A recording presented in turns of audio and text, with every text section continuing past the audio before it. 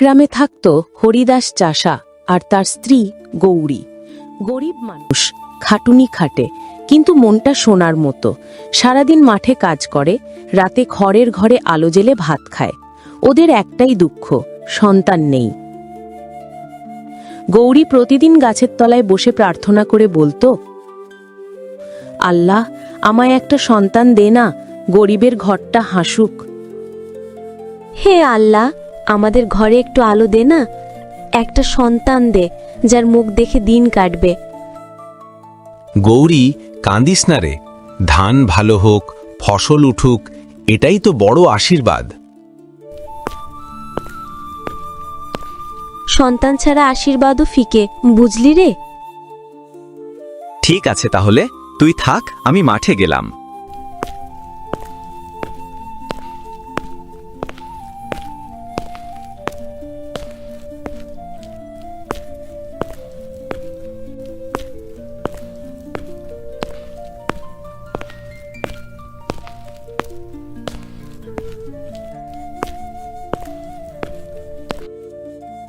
এ আবার কেমন গাছ রে?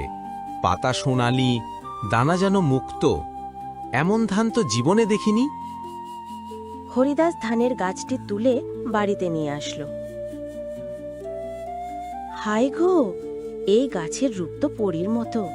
একে ছিড়িস না হরিদাস, এটা হয়তো আল্লাহ কোনো পথ দেখাচ্ছে আমাদের।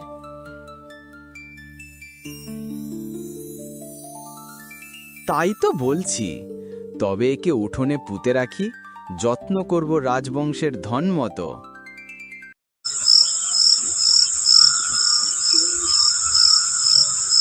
রাতে শুতে যাওয়ার সময় গৌরীর উঠানের দিকে চোখ পড়ে। কে ওখানে? কে এমন আলো ফেলে ঘুরছে? ভয় পেও না মা, আমি চাঁদ পড়ি। তোমাদের দয়ায় আমি বেঁচে গেছি। যা চাও বলো। মা, আমি শুধু একটা সন্তান চাই, যেন সে তোমার মতোই আলোকময় হয়। তাই হবে, এই ধানের গাছের আশীর্বাদে তোমার কোল ভরবে।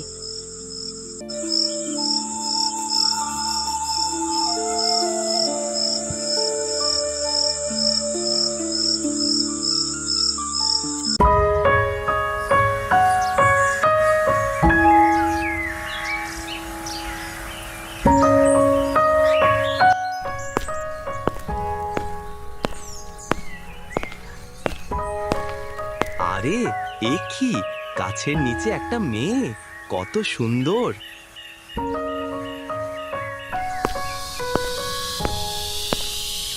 পরীর দান, আমরা নাম রাখবো ওর ধানবতী। আয় মা, আমার বুকে আয়। মা মেয়ের খুনছুটি দেখে হরিদাস খুব খুশি হয়ে গেল।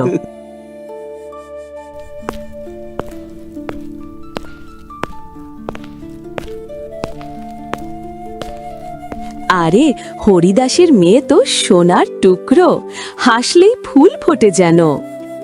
নিশ্চয় পরীর রক্ত আছে ওর শরীরে।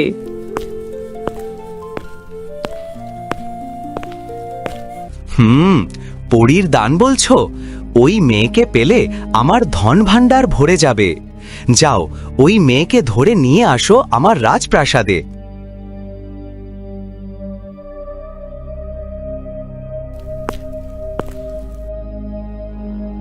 এই মেয়ে, চলো আমাদের সঙ্গে রাজবাড়িতে। ছাড়ো, আমি কিছুই চাই না, আমাকে ছেড়ে দাও। মা, তুমি কোথায়? আমায় বাঁচাও। ধানবতীকে রাজপ্রাসাদে বন্দি করে রাখল। হরিদাস, আমার মেয়েটা কোথায় গেল? আমার মেয়েকে এনে দাও। গৌরী, তুই চিন্তা করিস না, আমি ধানবতীকে ঠিক খুঁজে নিয়ে আসব।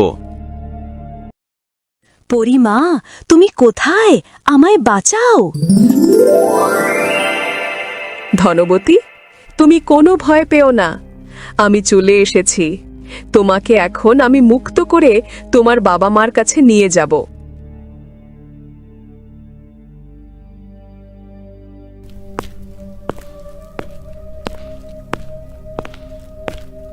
লোভী মানুষ, তুই পরীর দান লুটতে চাস? তোর হৃদয় পাথর, তাই তুইও হবি পাথর। জমিদার চিৎকার করে পাথরে পরিণত হয়। মা, মা, আমি এসেছি।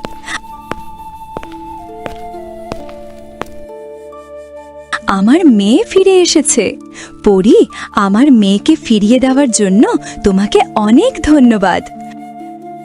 মনে রেখো, যার হৃদয় সৎ সেই পায় পরীর আশীর্বাদ।